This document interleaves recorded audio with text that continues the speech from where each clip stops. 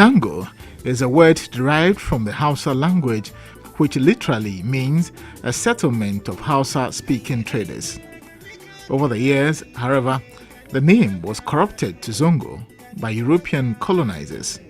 Zongo communities in Ghana were founded by Hausa merchants who traveled from northern Nigeria to trade. Today, Zongos are dominated by people of northern descent, along with people from neighboring countries like Burkina Faso, Mali, Ivory Coast, and Niger.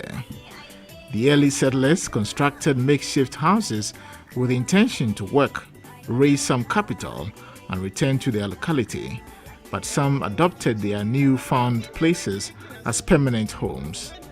Alhaji Abdullah Aling Lofa is secretary to the Sarkin Zongo of Ashanti region. Life in West Africa is quite unique. There has been movement of people from one tribal areas to another ethnic group area between 1800 to 1950. You see, and life in the southern middle belt to the south in those days were quite different from the north. In the north, the conditions were really hard, especially in the dry season. So when people came down, they found the southern belt, say from Brongahafu to Ashanti to the eastern region, Volta region, they were quite different from so they kind of built their life there and settled. In Kumasi, popular communities include Tafo Zongo, Moshi Zongo, Abuabo, Yalwa, Sabon Zongo, and Eja Zongo. Predominant occupations here are tailoring, catering, trading, artisanal activities, and production of livestock. The tricycle business is a growing venture among most of the youth of the Zongos.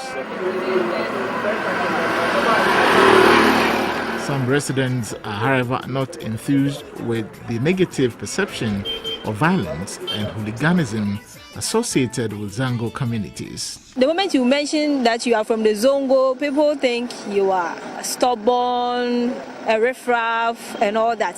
A lot of bad ideas come to mind. With time, you get used to it because you realize that is the perception. So it's up to we, the Zongo community, to clear that perception. One of the ways to clear it is to educate more of the Zongo children, especially the ladies. From the outside world, that's those who have a negative perception about Zongo. Mostly what they talk about is the violent aspect of it. But those who have also got the positive aspects of those in the Zongo community have known that Zongo Muslim people have grown to be good people. They have grown to be part of even the decision-making bodies of the country. Zongos had great reputation for academic pursuits, which both indigenes and settlers were proud of. However, the desire of young people to acquire both secular and Islamic knowledge led to the erosion of some unique social values in the communities.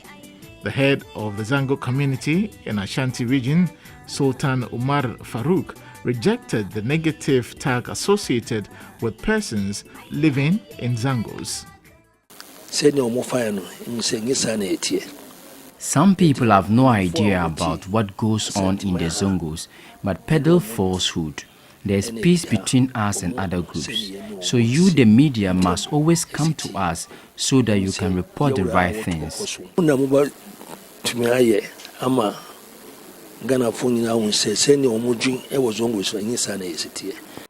Lack of education and employment opportunities have been identified as factors fueling the perceived violent posture of the Zongo youth. Nijat Usman is into repair of broken motorcycle parts at Sabon Zongo. Until he settled for this job in 2015, he was known to be violent and truant.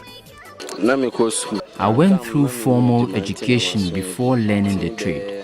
So I advise my colleagues to also educate themselves or learn a trade to avoid being pushed into violence activities. Some Zongo residents and scholars blame the media and movie producers for stereotyping Zongo communities as violent, though few wayward individuals commit crimes.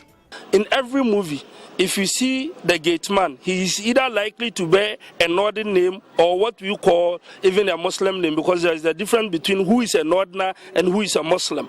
There is that dimension.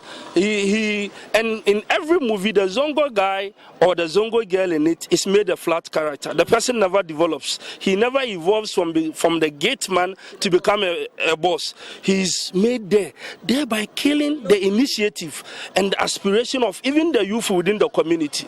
Headmaster of Nurul Amin Islamic Senior High School, Secretary of the Muslim Professionals Association Alhaji Muhammad Nasser Ibrahim, is entreating Muslim professionals to champion for change of the negative perception.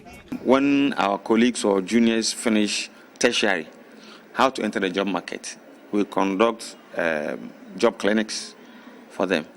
We hold business seminars for entrepreneurs, especially those in the informal sector, all the time using Muslims and Zongo persons who have made it. Many people from the Zongo communities have climbed up economic and social ladders in the midst of the negative perception. It is up to the youth in the Zongo communities not to be swayed into violence and other social vices, but help change the narrative about the Zongo communities.